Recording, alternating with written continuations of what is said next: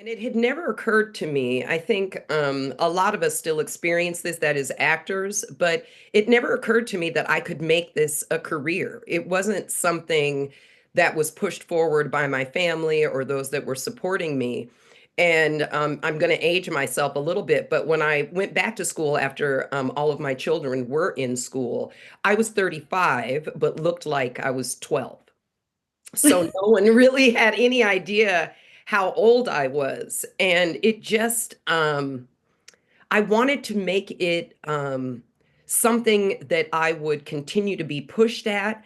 I wanted to work in particular arenas and with fantastic, fellow people trotting the boards with me, and then people directing me. Welcome to In the Art Scene, a podcast about art world and people in it. I'm your host, Galina Marcus. Hello, everybody. Welcome back to In the Art Scene podcast. I am with wonderful Marti Gobel. I hope I pronounced it correctly. You did. Awesome. And we both are in cloudy, overcast San Diego, and both are going over something that makes us cough. So we're just going to be using our sexy voices today. Let me give you a very, very quick announcement of who Marti is, and which is very interesting. So Marti is a nationally recognized actor, director, and teaching artist. I'm reading it from your bio. And currently, she serves as a producing artistic director and education coordinator for Onward Theater in San Diego, California. And why is it special for me specifically? Because I know nothing about theater world. So I am so stoked to have Marti with me on the podcast today. And I know, Marti, that San Diego is just your current stop. Maybe, within your career, you have been in different places. Yeah. So please introduce yourself, and then we'll start from the beginning. I honestly may have just some stupid questions because, again, I know nothing about theater, but I'm curious to learn about all that you have to share. Sure. I was born and raised in San Diego. And then because my husband started law school, we ended up leaving in about 95 to St. Louis, where he went to law school. And it was there I kind of started working in children's museums and also was a makeup artist. And then eventually knew that my path was wanting to be a mom. And so our first son was born there, and I, for 8 years, was an at-home mom. Had my eldest son was born in 97, and then I gave birth to triplets in 2001. What? I know. Okay, we have a superhero mom on the podcast. Yay! I'm dealing with one. Well, the one was never to diminish anyone's current realities, but hindsight being 2020, one baby is a piece of cake. But then the triplets were born when my eldest was 3. So we went from a family of 3 to 6 in a matter of minutes. It was a nutty time. Wow. And then I just was at home embracing that reality, doing everything I could to make that a full and rich time for all of us. But then when the triplets went to school, the house was clean, the laundry was done, and I thought, what am I going to do with myself? And I decided to go back to school, and I got a degree in performance theater and also philosophy with an emphasis in religious studies. I'm totally not a practitioner of any religious practice, but I know a great deal about many of them. Oh, this is so cool. Yeah. Oh, now I have so many. Okay, go ahead. Yeah, I already know interrupt, follow-up please. questions that I'm going to ask you. Okay. And so once I was kind of producing things in Wisconsin, which is where we ended up, and had a small theater company called Center of Attention. And I was just doing small readings, small productions, and realized that I wanted more tools and I wanted bigger things for myself. And that's when I decided to go in and get the degree in performance theater and philosophy. The philosophy portion was simply because I was interested. And so I spent a year in Eastern religion, spent a year in Western religion, and then women in religion, and just had a fantastic time. I found that my studies in the philosophy of language were really feeding into the work that I was doing when I was studying for theater. And then I hit the ground running. I did something that they called a general's audition. And I went in and I did two audition pieces for all of the big theater companies in the region.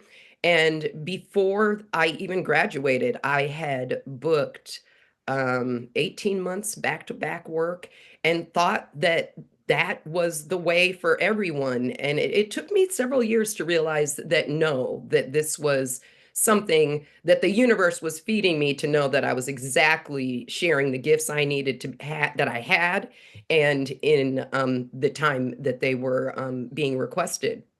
Can I ask you a question Yeah. before? Yeah. Um, so when you decided to go to school, why specifically did you choose performing arts? I had always been, my first show was at the age of 11, and all through high school here in San Diego, I did theater and was doing community theater in various states. But I wanted to do more than play in it. And it had never occurred to me. I think a lot of us still experience this, that is actors, but it never occurred to me that I could make this a career. It wasn't something that was pushed forward by my family or those that were supporting me.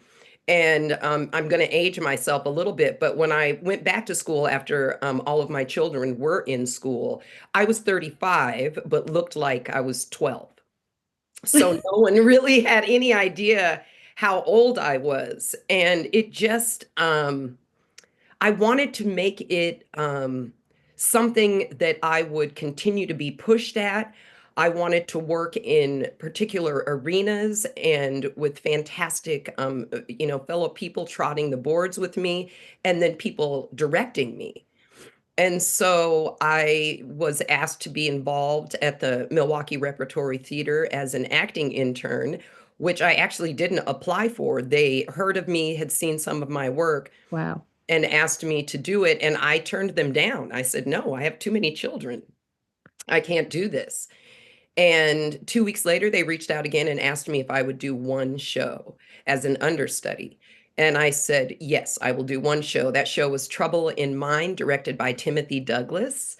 And I, for 6 years, never understudied again at the Rep and continued to work there as a main stage actor for 6 years. Wow. Wow. Well, first of all, damn you, I'm so jealous. Going back to school at 35, having four children, still Yeah. looking like 12. I mean, you still like you don't look like 12, but you don't also look like you have four children.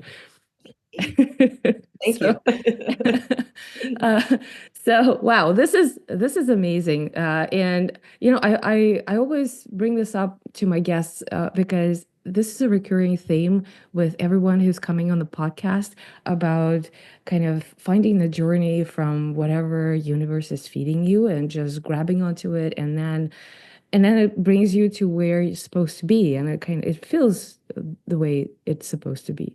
Mhm. So for you, it sounds like it was very easily recognizable. I mean, after 8 years staying at home raising children, obviously, but Yeah. yeah, it just fell all in place and worked in your favor. It's amazing. It's amazing. So how did you end up back in San Diego? So, after 20 years in Wisconsin, working in that region, I had during that time started a theater company, did a lot of television and film and voiceover work. We discovered that for family reasons that I needed to move back to San Diego and care for my mother, who is elderly. And I mean, technically, I'm elderly. I do get the AARP in the mail, but I'm still moving around. And Stop.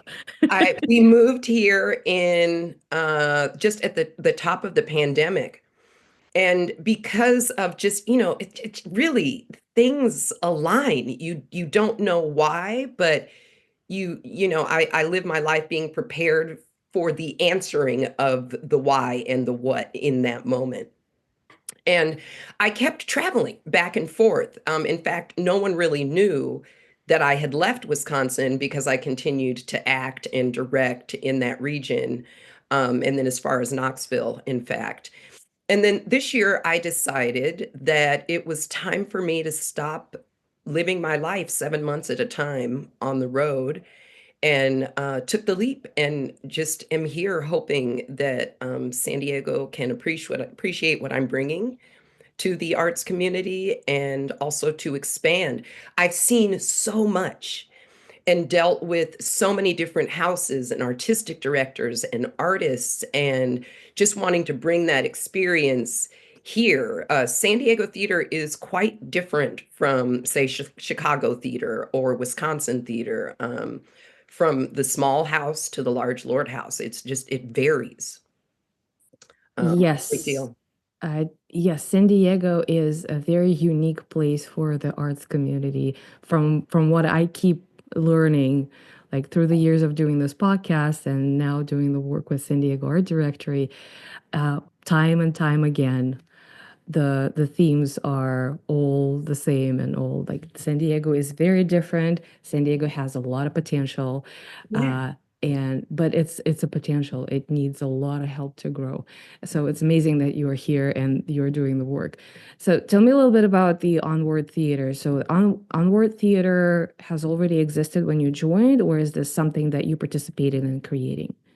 I am one of the co-founders. A little over a year ago, I was doing a show with Danielle Bunch, who serves as our marketing director, and Jamelia Hines, who serves as our managing director. We happened to be in a show.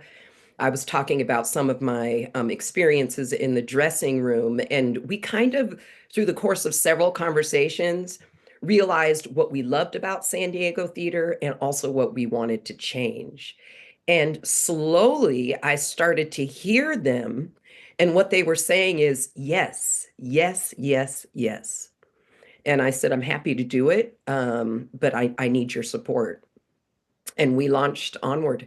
We decided that we would do our first fundraiser before we even did our first show, just to let people know that we were here. And it was a great success. It was a fundraising idea that I had taken from my former company in Wisconsin, which was against type roles I could play but never will. And we invited some people to share their skills, and we took off and just started doing what we're doing. Wow. Okay. So it's been a little bit over a year, so you have done like a full season now? No, we launched something that we're doing, which is interesting. You'll see a lot of theater companies will go our 24-25 season. And I was like, why can't we just have our 2025 season? So our season runs from January to December. Okay. No overlap in 1 year. So far, what we've done is a reading called Motherland by Manita Gandhi, which is about a South uh, Asian woman's travels from the United States to Mumbai and her family relations and some things that happened with her there. We featured a local artist, Sutheshna Mani, and then we started preparing for the show we're doing now, which is Hillary and Clinton. That is a question that I save for a little later in this interview. Okay. But yeah, this is great. This is interesting. So you are located in Tierra Santa. Mm. You said that your stage is moving right now. Is that right? We don't have a home, and so what we do is we rehearse. My office is in my home, and then my living room and first floor gets turned into the rehearsal space, and that's what we're doing. And then we are going to be bouncing venues for this year. Okay. Hmm. Okay. So do you already have the venues? Do you like I'm just curious how this whole Yeah, thing we because do. I to me theater is the building. Right. Yeah, we're doing something because the most expensive cost for most theater organizations is venue. Hmm. And we wanted to really take those funds and funnel them into our artists and the quality of the productions that we were doing. So my focus was finding found spaces. I toured so many spaces all around San Diego, wanting us to be kind of centrally located so that a myriad of people could reach us, and landed at the Alma Hotel. And Hmm. we are collaborating with them now. And so it's not a theater. We're doing an immersive experience. The play is actually set in a hotel room. And so instead of building the hotel room, we got a hotel room, Wow. actually the penthouse suite Wow. at the Alma Hotel. So it's a 3 bedroom, 2.5 bath, two-story penthouse suite that overlooks downtown San Diego. What that did is I don't have to build a set. I don't have to bring in or rent furniture. I don't actually have to clean it. And we have a lovely setting where people have a full bar in a restaurant that they can enjoy before they come up and experience Hillary and Clinton by Lucas Nath. So, but that also limits, the number of people, number of tickets that you can sell, right? That's correct. We can only seat for this production 45 people. 45. Very Each exclusive. one. Very exclusive. I Wow. think we are really, really working hard to keep ticket prices affordable. But the idea and the notion of the production that we're creating is that you are a fly on the wall in these people's lives. That So is, people are seated throughout the penthouse and are able to move throughout the penthouse as the production is happening with a couple of rules of engagement. And you're literally, it's I can't say it any clearer. You are a fly on the wall as these people coast through about a 48-hour period. that is fascinating. It's fun. It is fascinating. I have never heard of anything like this before. This is amazing. I don't know where you got this idea, but yeah, I feel like this is unique. I This, don't think I have heard of any theater company in San Diego doing a production like this. definitely Certainly not in people San do. Diego. Yeah, I mean, certainly people do immersive theater and they do interactive theater. The WOW Festival at the La Jolla Playhouse, I know, is largely involved in those kind of activities. But this, I don't believe anyone has ever done. And we will continue that train throughout our season. So our next show That is also going to be an immersive situation. that is phenomenal. Okay, Thank so very quickly, plug it in when the show starts. When is the first day when people can actually see Hillary and Clinton? We're doing two things. So you can actually come and see the show, our preview, which is April 3rd, and it's also our pay what you can performance. For those that have $5, you are welcome. For those that know that they can give 100, you are welcome. And then the formal show begins, we open on April 4th and we run all the way through April 19th. I'm also just seeing things across the nation. I'm tinkering with our curtain times. So Thursdays and Fridays, and we only have four short performances a week. Thursdays and Fridays, we have 7 p.m. shows. Our Saturday show is at 4 p.m., and then we do a 2 p.m. Sunday matinee. So everyone should be able to find a time that's comfortable for them to attend. Well, as I'm listening to you, and I saw your listing on San Diego Art Directory, so I'm like, okay, can I find a babysitter for 7 p.m. or can I Or find someone? four or two. You can, Yeah. there's times. Some people want to come after have a dinner and then come after work. Some people want to have an early or late lunch and come at 4. And there are those that just, whatever their activities are Sunday morning, want to be completed with the outside activities by early evening to get ready for their week. And so we're hoping that we can accommodate everyone. All right. So just to be clear, we're recording on March 27th. This is unlikely that the show will go up before the preview. It will not go up. So our first preview, Pay What You Yeah. Can, is April 3rd. Yeah. And the show itself will run properly April 4th through April April 19th. 19th. But Yeah. we will do everything in our power to put you up in the schedule so the Thank episode is you. up before the end of the season. So, and I'm, oh my God, I will find a way to get there. Please do. This is amazing. This is amazing. So I have a question for you about how you choose the material and how you choose people you're working with in terms of actors, because I hear that you were talking about local artists, local performers, then I don't know, the screenwrites and other, like, are you focusing mostly on our local San Diego talents, or how are you choosing what you're working on and who you're getting involved with? So I'll start with the play selection. We are called on word because we want to stay on the words. I think that what I see is a lot of production value, beautiful shows being produced in San Diego, but we simply can't afford that. And that also is, married with the notion, I guarantee you that probably the most fascinating story you've ever heard was either sitting around a fire or a table or just across from someone who was telling you a story, and their words were what you were clinging to, You know, not the lights, not the you you costumes. you actually right, because some of my favorites that really stuck with me were one man shows at La Jolla Playhouse. Yeah, Yeah, yeah. those are amazing. There's also, I'm a great lover of the classics, particularly Greek theater. And I just love the notion that carefully chosen and written words can be spoken, infused with everything that we have as humans to offer. And so I was looking through plays that were dependent on language and the instruments of the artists that were involved in it over props and sound and tricks and all of that.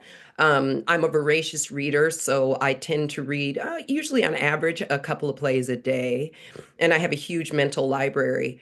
Lucas Nath is one of my favorite playwrights. He is very crisp and lean with his language. It also was a small cast, and I knew that I could put Danielle in something that would help her shine and that she could uplift the words. And then we did auditions to find the other players. So that's how I choose the plays and the plays of this season. And that's how I chose this one. Also, we do need, because we're so small and all of our money is really being funneled into paying the artists under our umbrella, I needed to go local. I'm not able to house them or bring them in at this point. So, you work with what you have, and this is what I have. This is great. Well, we have a lot in San Diego. We Yeah. do. There's a lot to work with. So amazing. Okay, now I have some questions about the this particular production. Okay. Why Hillary and Clinton? What is this about? I mean, it is about Hillary and Bill, right? It, yes, So the timing of it is kind of serendipitous a little bit, absolutely. right? Tell me a little bit about how you chose it, why you chose it, and how it's being produced, and what kind of message that's supposed to bring to the audience, given the times that we're living in. Yeah, it was incredibly fortuitous. And again, I really believe in things, whatever, whoever, them ever that you think guiding us to particular places. And I had actually applied for the rights for a different play. And we were told that we couldn't do it. Hillary and Clinton was intended to be a staged reading. And then I immediately pivoted, given our current political situation, and brought it to my partners and said, why don't we do a full production of Hillary and Clinton? For this reason, I am in no way trying to shift anybody's political sensibilities with this play. But I do want to give people an opportunity to reimagine what could be what is and what has happened in the past. Nate says that this is a play about text, not about persona. And so he encouraged us to cast and operate with without trying to duplicate the actual Hillary and Bill Clinton, but to make them who they are as the text dictates. So we has cast Danielle, who is a biracial female, and also who favors in a lot of ways who I hoped would be president.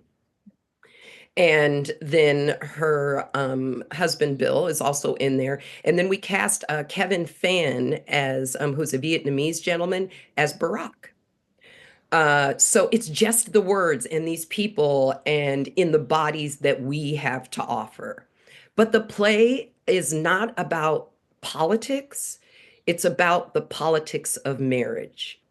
So Hillary and Bill have a very public marital history, and that is fiercely addressed within the context of this play. It is a dark comedy, and you just see them go after each other as married people, not as these huge political legends that we have in our brain. So it's hilarious to me. Wow. Okay. And this is also a dark comedy. I gotta see this show. Oh my Oh no, you'll God. have a good time. Hmm. Amazing.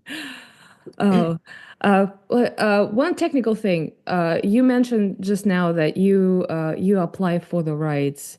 So this is to my comment that I know nothing about how theater works at the beginning. Um, so how does this happen? So the plays are not public, they don't exist in public, or like how do you source them to read, or they are out there in public to be able, to for people to read them, but then to produce, you have to do some additional steps. How does this work? So the process is essentially I'm working now. Lucas and Hillary and Clinton is produced through Drama Display Service, and all of Lucas Nath's works run through that publishing company. Okay. And so what you have to do is you apply to Dramatist Play Service for the right to use his words, and you pay a fee for that. Sometimes, depending on the run and the size of the company, you pay anywhere for, I would say, $2,000 to $5,000 for our size of company. And then if no one is producing this particular playwright within a 50-mile radius, then you get the rights. And for the time that you've said that you'll produce the play, and for the number of performances that you said that you would do. So we can only afford, because we're small, to do 4 performances a week. My dream is within 2 years to be able to do a full 6-day run. But then what that means is, because we have the rights to this play, no one can produce this play. So we won't have competition on Hillary and Clinton or on a Nath play for a limited amount of months. And so that's how that works. There are several play services that you can go through depending on where the playwright is working from. And then you just ask for the right to play their auditory language music as your own. What that means is I am bound by the script. So I cannot change the words. I cannot change the intent of the playwright. But within that lane, I can do as I'd like. I see. Well, this is actually fascinating because I had no idea. I think I have been on stage when I was 11, just like you did, but that was it for me. That wasn't my path. Yeah. But I had no idea how those things are done. I was always I've been curious all my life how one can make a living as a playwright, for example, right? So that makes a lot of sense because now the author of the play is also, you know, getting something for his work, which is great. Mhm. So that is amazing. Well, thank you very much for the educating me on this. And that's actually another question that I have. So it's a perfect segue. You are coordinator of the education with Onward Theater. What does that mean? What is your role? Are you, bringing new artists that you are teaching and then, raising them to be actors on stage, or how? What does that entail? I was given the opportunity by my alma mater to go to the Kennedy Center in DC and train as a teaching artist. So I'm a Kennedy Center trained teaching artist, which has been invaluable to me. And my specialty is residency and lesson planning. So what I do is I take my art and I use it to teach anything that any school or classroom needs taught. So I will use theater to teach history. I will use theater to teach math. I Oh, use theater to teach social studies or the humanities, any of those subjects. But my foundation is theater, and then I use my skills to help them sharpen their skills. So my purpose, no, is to not go in and create actors, but to teach children how to use theater and their self-expression and their full bodies to learn anything that they need to learn. that is a concept I have never heard of, Yeah. honestly. So can you tell me a little bit more? I don't know, maybe some anecdotes because that is also fascinating. I mean, oh my God, you are a treasure.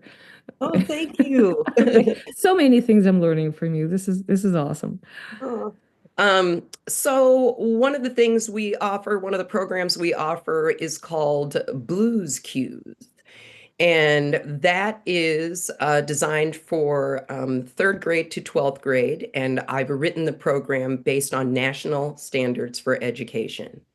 So if they go through this program with me, or if their schools bring me in, they are answering to what these children need in order to move forward in their education.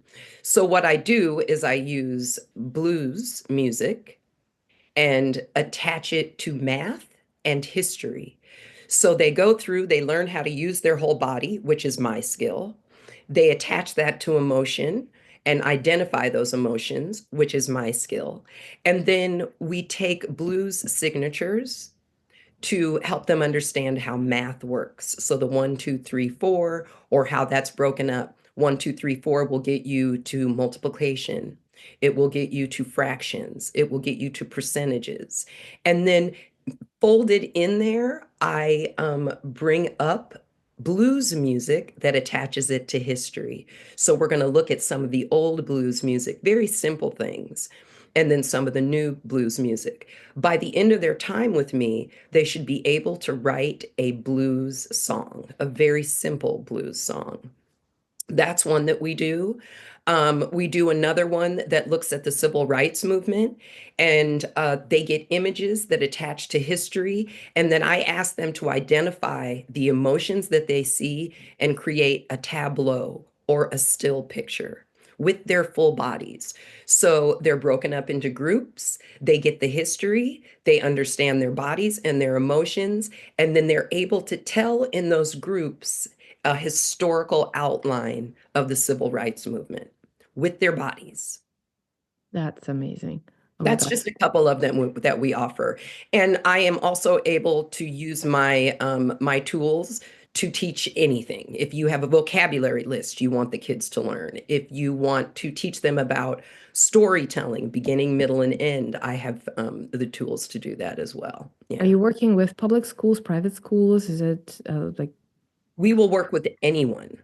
okay. Currently, I've done through Music Mentors in Carlsbad, I've held a couple of workshops where I taught Shakespeare to children that couldn't even read, Midsummer Night's Dream, and they learned how to count, how to listen to Shakespeare, and how to show Shakespeare. And then additionally, I did another program with them when I taught where I taught them the basic skills of acting theory and movement. Mhm. Amazing. After this recording, I have a couple questions for you offline. Okay. Okay. Not for you guys listening. For her personally, okay? Okay. Uh, oh my God, this is so fascinating. You're so, this is so innovative. You're so innovative. I have You. never heard of this. I mean, again, with my knowledge of how theater works and what uh, this teaching artist uh, skills are attached to, like, I am just, not educated enough, but I have never heard of anything like that. I mean, if my kid goes to school where you come and teach, oh my God, I'll sign him up right now. Oh, they and and I'm obviously I had so many children so quickly. But Of course. I am very child friendly and I love working with them. But the cool thing is, I've been working with St. John's on the Lake in Milwaukee, Wisconsin at a retirement community. I teach a 5-year-old the same way I teach a 95-year-old with the same programs. My expectations are different, but they get the same education. And the Kennedy Center gave me an incredible just fountain of knowledge and mental resources and able to have structure, but to adjust given what my student, however old they are, may need from me or what I need to give back from them. The huge thing is to always go in and encourage and highlight what they already know and then jump off from that. And it's just fun. I truly enjoy teaching. And I was also a professor at multiple universities. I teach acting for majors and non-majors, and also a lecture course. All of these things are supported by the Laban theory of movement. Acting theory and movement is what it is. I do enjoy teaching, but not as much as acting. Well, I see how you're lighting up when you're talking about working with children. That's Yeah, that's amazing. I actually have a couple of questions about your minor, which is philosophy and the study of religion.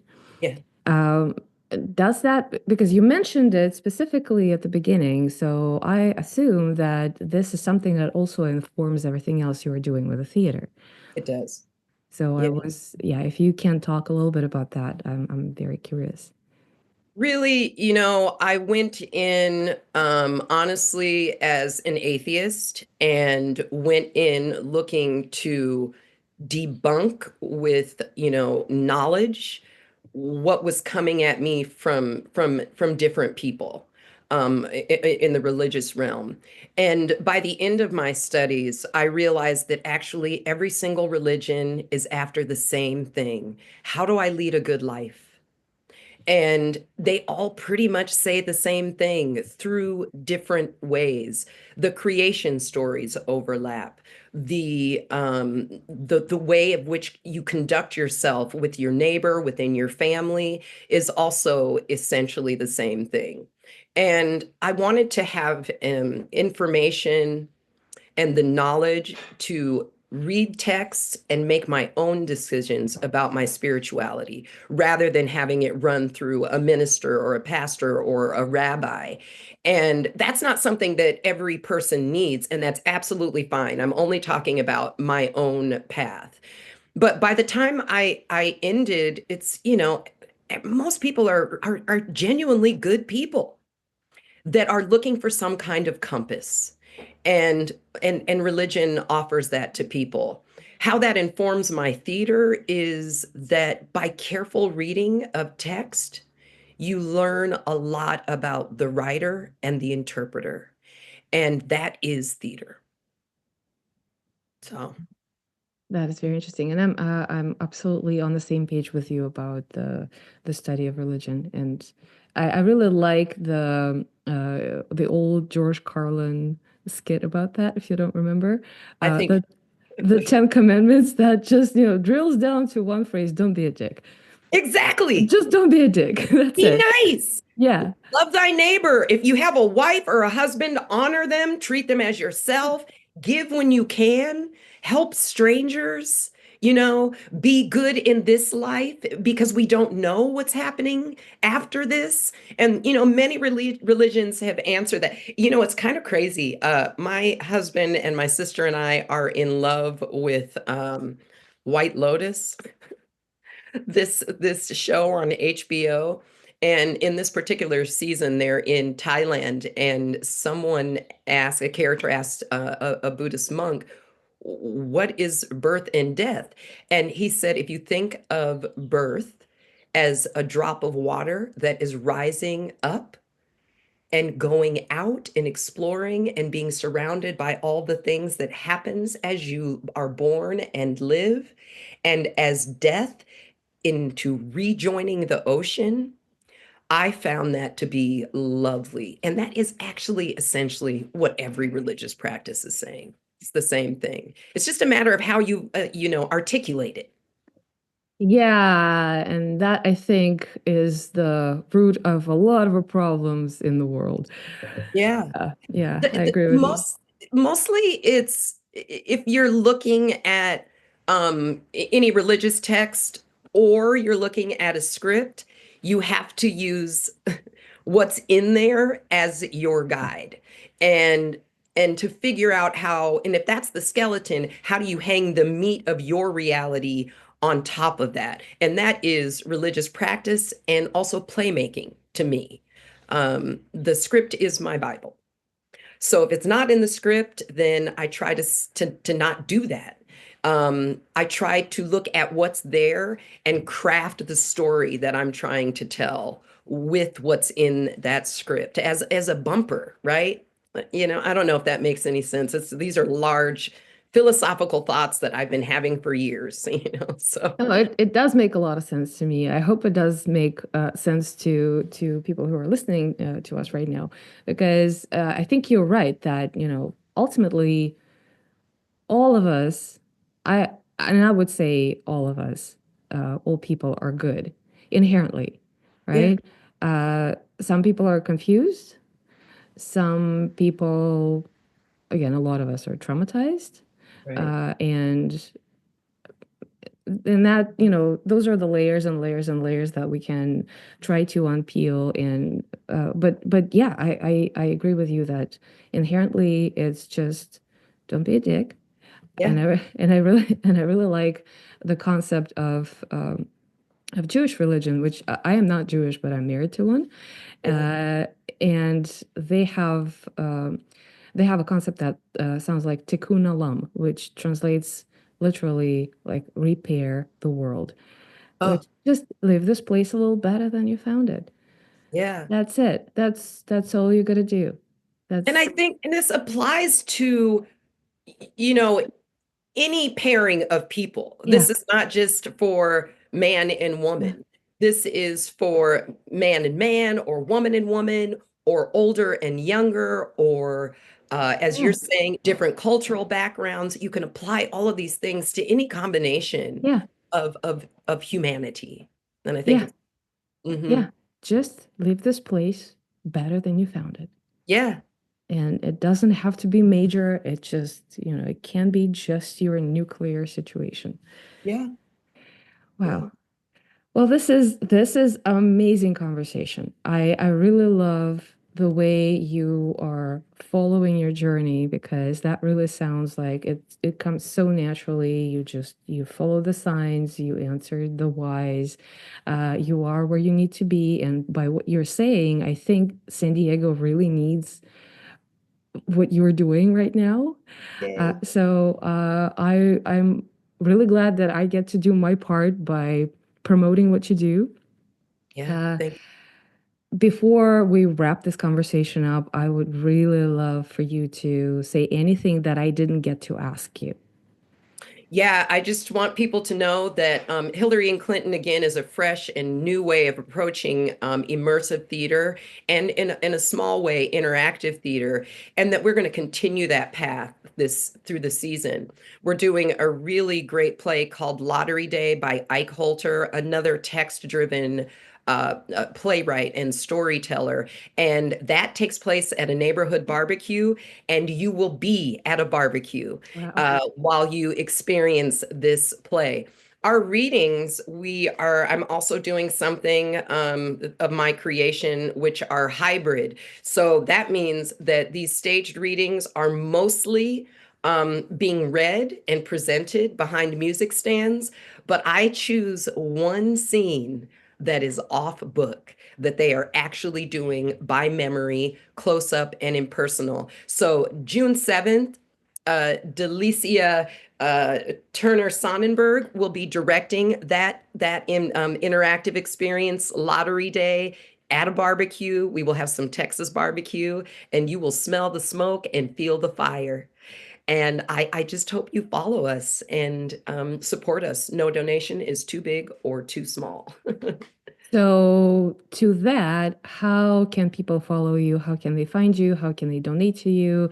And is there a way to connect with you for any of, local playwrights, maybe not local playwrights, actors, directors, whoever want to participate in what you're doing?